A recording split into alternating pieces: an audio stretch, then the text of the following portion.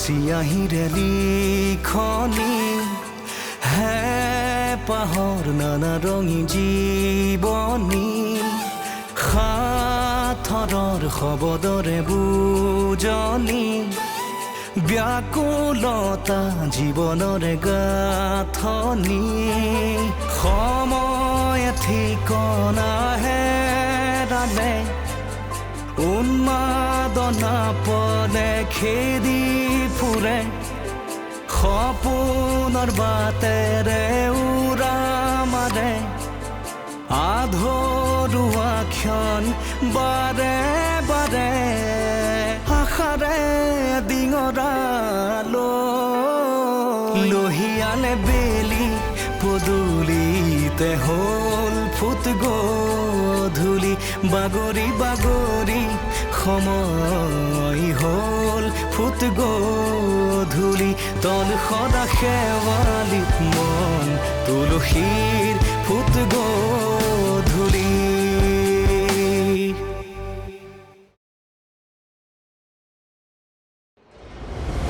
মই কৰণৰ লগতে বিয়া হ'ম আমি দুয়ো কথা পাতি ফাইনেল কৰিলোঁ কি তোমাৰ কথা ৰাখি মই মোক তোমাৰ দৰে অকলশৰীয়া কৰি ৰাখিব নোৱাৰোঁ এইটো ৰিলেশ্যন ষ্টাৰ্ট হোৱাৰ আগত যিজনী ছোৱালীয়ে ককায়েকৰ পৰা এটা ছাজেশ্যন নিবিচাৰিলে সেইজনী ছোৱালীক লগ কৰিবলৈ যোৱাটো কোনো প্ৰয়োজন নাই সি মোৰ কেয়াৰৰ কথা চিন্তা কৰিছে যোৱা তুমি সিহঁতৰে কেয়াৰ লোৱাগৈ তুমিনো মোৰ কি কেয়াৰ ল'বা আৰু তাক কৈ দিবা অনুচলিহা ইমান দুৰ্বল হৈ পৰা নাই যে কাৰোবাৰ ওপৰত আশা ভৰসা কৰি নিজৰ শক্তিৰ অৱহেলা কৰিব যোৱা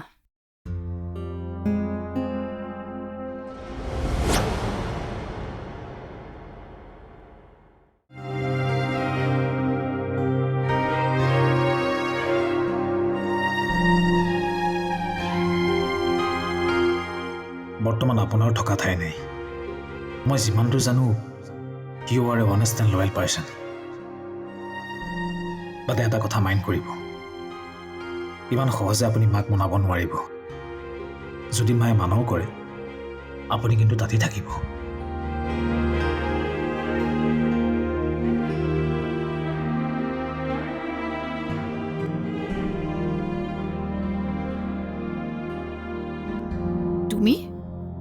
তুমি এতিয়ালৈ ইয়াত আছা তেতিয়াই মই তোমাক যাবলৈ কৈছিলোঁ মই যাওঁ বুলিলে যাব পাৰিলোহেঁতেন কিন্তু কিন্তু কি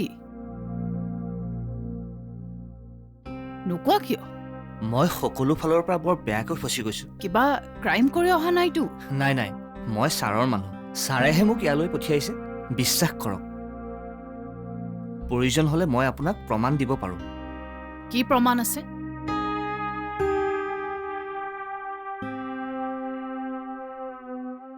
এইখন লওক এইখন ছাৰে নিজে চাইন কৰি আপোনালৈ দি পঠাইছে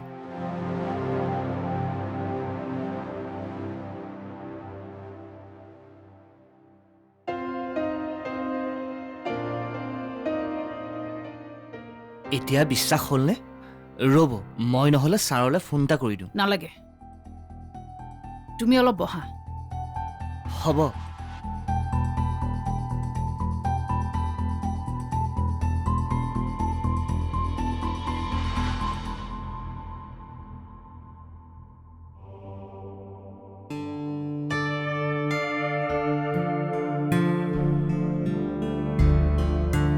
লোৱা মেডাম এইবোৰ আপুনি কিয় কৰিছে অহাৰ পৰাই তুমি মোৰ আলপৈচান ধৰি আছা ভাবিলোঁ আজি ময়ে তোমাক চাহ একাপ বনাই দিওঁ খোৱাচোন খাই ক'বা দেই কেনেকুৱা হৈছে এতিয়া কোৱা তোমাৰ কথা মোৰ কথানো আৰু বেলেগকৈ কি ক'ম অকলশৰীয়া মানুহ ঘৰৰ মানুহবোৰ মোৰ নিজৰ বুলিবলৈ কোনোৱেই নাই আগতে সৰু সুৰাকৈ ইয়াতে দুই এটা কাম কৰি আছিলোঁ মাজতে মোৰ বেমাৰ হ'ল তাৰ পাছত পৰিস্থিতি এনেকুৱা হ'ল মই চাৰিওফালৰ পৰা মই একো কৰিব নোৱাৰা হ'লোঁ তাৰ পাছত মই প্ৰিয়াংশু ছাৰক লগ পালোঁ তুমি এইবোৰ কথা প্ৰথমতে কিয় কোৱা নাছিলা মোৰ দৰে মানুহৰ কথা যে কোনোবাই বিশ্বাস কৰিব সেই আশা মই বাদেই দি পেলাইছিলোঁ। মোৰ এষাৰ কথাত আপুনি যিদৰে বিশ্বাস কৰিলে তাৰ বাবে মই আপোনাৰ ওচৰত মোৰ ওচৰত ঋণী হ'বলগীয়া বা মোক কৃতজ্ঞতা জনাবলগীয়া একো হোৱা নাই। ময়ো জীৱনত বহুত বেছি লুটিবাগৰ খালোঁ নহয়। এতিয়া আৰু মানুহ চিনি পোৱাত বৰ বেছি ভুল নকৰোঁ। মই জানো তুমি যে তেনেই সাধাৰণ ল'ৰা, আৰু তাতোকৈ ডাঙৰ কথা তুমি এজন বৰ নিষ্ঠাৱান মানুহ। মেডাম, থাকাচোন ইয়াতে মই জীয়াই থকালৈকে। অলপ কষ্ট পাই থাকিবা বাৰু, কিয়নো দুই এটা কামত সহায়ো কৰি দিব লাগিব নহয়। কিয়নো তেনেকৈ কৈছে মেডাম? মোৰতো কাম সেইটোৱে হয়। হ'লেও দিয়াচোন, আপোনাৰ দৰে সাহসী মনৰ মানুহৰ লগত থাকিবলৈ পোৱাটো মোৰ চাগে কোনোবা জনমৰ পুণ্যৰ ফল হয়তো।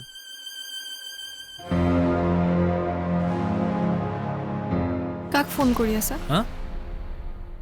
এই ৰঞ্জনক পঠিয়াইছিলোঁ যে আমাৰ ঘৰলৈ, তাকে গৈ পোৱাটো গম পালানে? গৈ পাইছে বাৰু। তথাপিও কিবা কৰে, মা কথা বতৰাবোৰ বা কেনেকুৱা পায়, মাৰ লগত মিলি থাকিব পাৰে নে নোৱাৰে। বাদ দিয়া আৰু এতিয়া সেইবোৰ কথা। তোমাৰ দায়িত্ব আছিলে কেয়াৰটেকাৰ এজন তাত ৰখাৰ। বিশ্বাসী মানুহ এজন এতিয়া বিচাৰি পালাই যেতিয়া, সেইবোৰকে ভাবি এতিয়া তুমি এনি টাইম বিজি হৈ থাকিলে বাকী প্ৰজেক্টবোৰ কমপ্লিট হ'ব জানো সময়মতে? তুমি কথাবোৰ এনেকৈ কৈছা যে পলি? মই কথাটো প্ৰেক্টিকেলি কৈছোঁ প্ৰিয়াংশু। তুমি বিদেশত থকা সপোন দেখা মানুহজনে এনেকৈ এতিয়া কথাবোৰ ভাবি থাকিলে হ'ব জানো? মাৰ ওপৰত সকলোখিনি এৰি দিয়া। মায়ে আমাৰ মাক চাবই, আমিতো কৰিব লগাখিনি কৰিলোৱেই।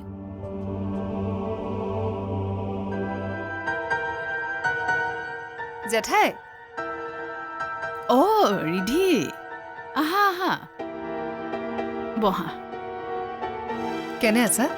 আছোঁ ঠিকেই। তথাপি মোৰ লগতে গৈ হেল্থ চেকআপ এটা কৰি আহোঁগৈ ব'লা। নাই নাই নালাগে, মই একদম ঠিক আছোঁ। একো যদি হোৱাই নাই, মুখখন শুকাই গৈছে কিয়? মন বেয়া নেকি? কি কৰিবা, জীৱনটোৱে শূন্য হৈ গ'ল যেতিয়া। এতিয়া তুমি মনৰ কথা কৈছা। জেঠাই, তোমাৰ কথাবোৰ মই বুজিব পাৰিছোঁ, কিন্তু সেই কথাবোৰ ভাবি আকৌ কিয় নিজকে কষ্ট দিছা? তুমি ইচ্ছা কৰিলে পৃথিৱীৰ প্ৰতিটো কামেই নিখুঁতভাৱে কৰি যাব পাৰা। তথাপি কিহৰ কাৰণে নিজক কষ্ট দিছা? বাদ দিয়া এইবোৰ। তন সদা শেৱালিত মন তুলসীৰ ফুট গধূলি,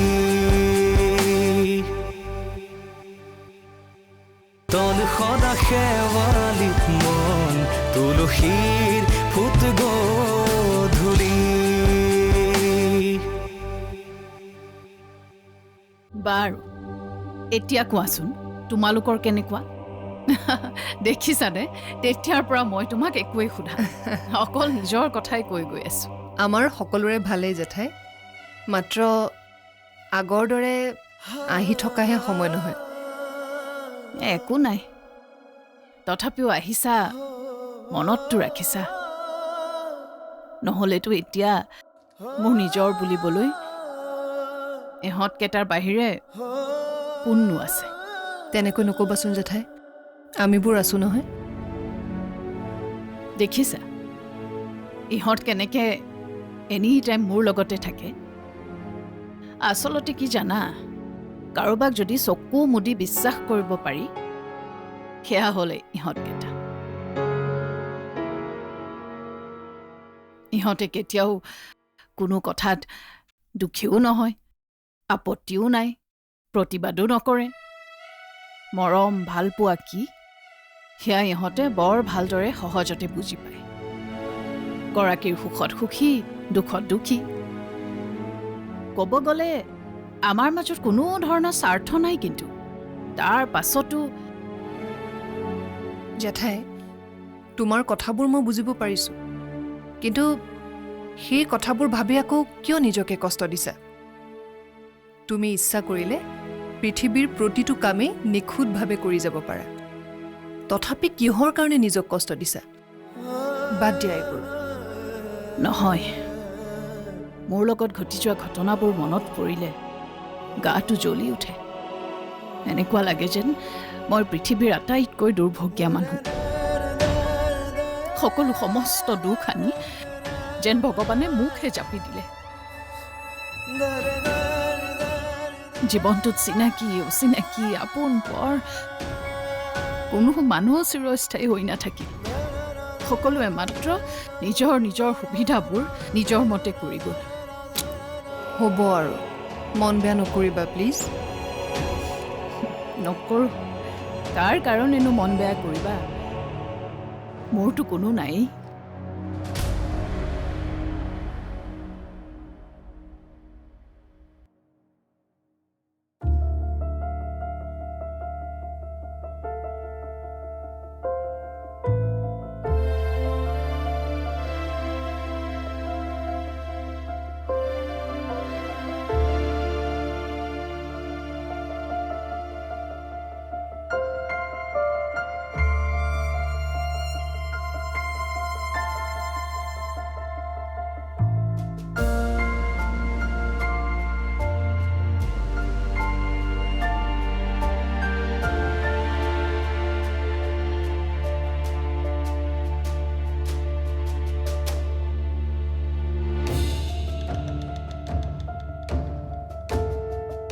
মই নিচাত ডুব গৈ থাকিবৰ কাৰণে ড্ৰিংকছ নকৰোঁ।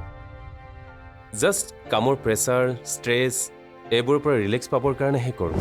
তোমাৰো যদি কেতিয়াবা মন যায় ট্ৰাই এটা কৰি চাব পাৰা। মাইণ্ডটো বহুত ৰিলেক্স হৈ থাকে।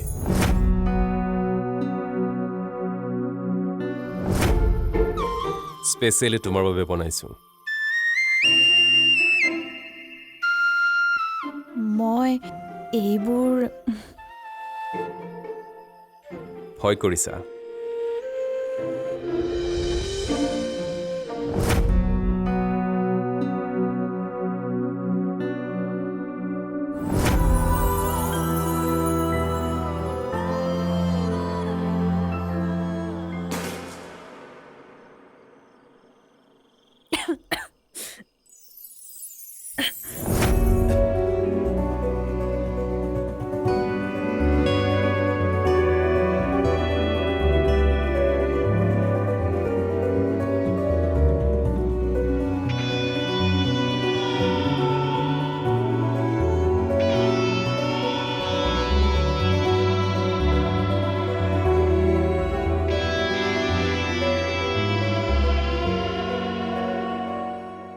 প্ৰণয়।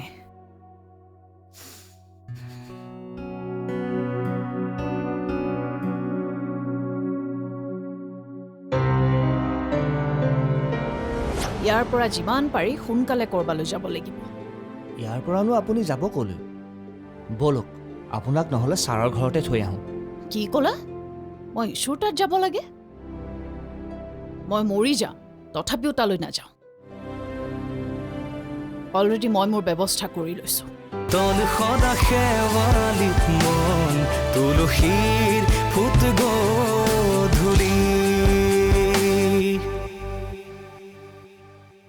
তন সদা শেৱালিত মন তুলসীৰ ফুট গধূলি।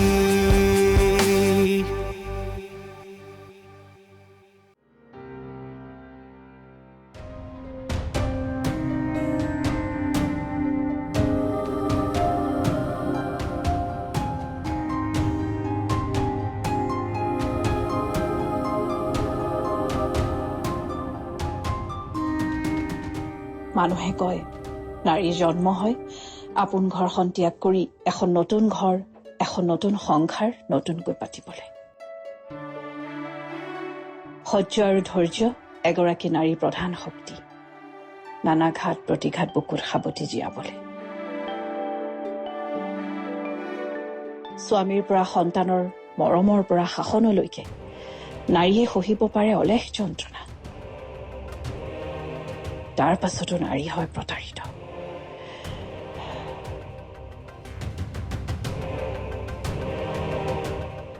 কিন্তু মই বেলেগতকৈ বেলেগ।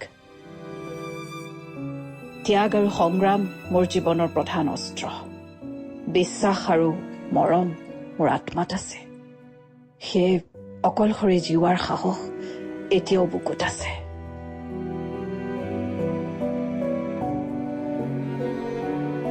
ৰঞ্জন ৰঞ্জন হয় মেডাম, তুমি এটা কাম কৰিব লাগিব। কওকচোন। এই মই যে ফাৰ্ম হাউচটোৰ কথা কৈছিলোঁ,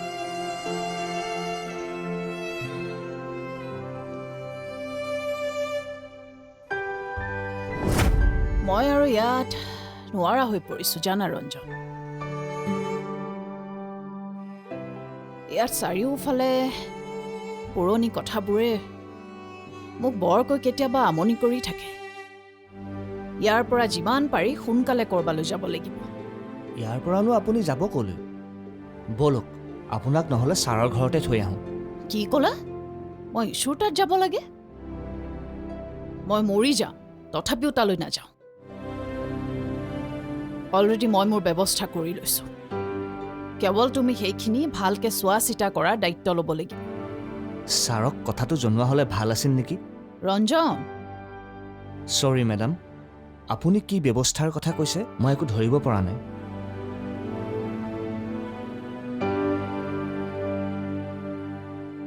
মই আৰু এটা ঘৰ লোৱাৰ কথা ফাইনেল কৰিছোঁ, লাইক ফাৰ্ম হাউচ টাইপ। ইচ্ছা কৰিলে তুমি তাত খেতি বাতিও কৰিব পাৰিবা, যথেষ্ট স্পেচো থাকিব। কিন্তু ইয়াত থাকিতো নিজকে জোৰ কৰি কৰি শান্তিত ৰাখিবলৈহে চেষ্টা কৰি আছোঁ। এটলিষ্ট তাত থাকিলে অন্ততঃ কুকুৰকেইটাৰ পৰা গছ গছনিৰ মাজতে নিজকে ব্যস্ত কৰি ৰাখি বাকী থকা সময়খিনি কটাব পাৰিম। আজিৰ পৰা মই তাতেই থাকিম বুলি ভাবিছোঁ। দেৱালীৰ সময়, দিনটোও ভাল। তুমি যোৱা, যিমান পাৰা ধুনীয়াকৈ ঘৰটো সজোৱা। মই অলপ পাছতে গৈ আছোঁ ইহঁতকেইটাক লৈ। হ'ব মেডাম।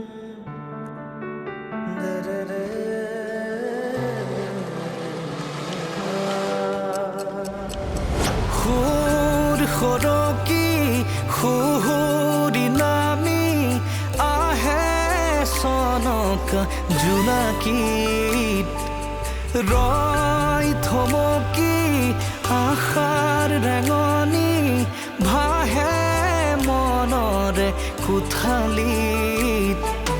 সময় ঠিকনা হেৰালে উন্মাদনা পদে খেদি ফুৰে, সপোনৰ বাটেৰে উৰা মাৰে, আধৰুৱা ক্ষণ বাৰে বাৰে আশাৰে ডিঙৰালো। লোহিয়ালে বেলি পদূলিতে হ'ল ফুট গধূলি, বাগৰি বাগৰি সময় হ'ল ফুট গধূলি। তল সদা শেৱালিত মন তুলসীৰ ফুট গধূলি।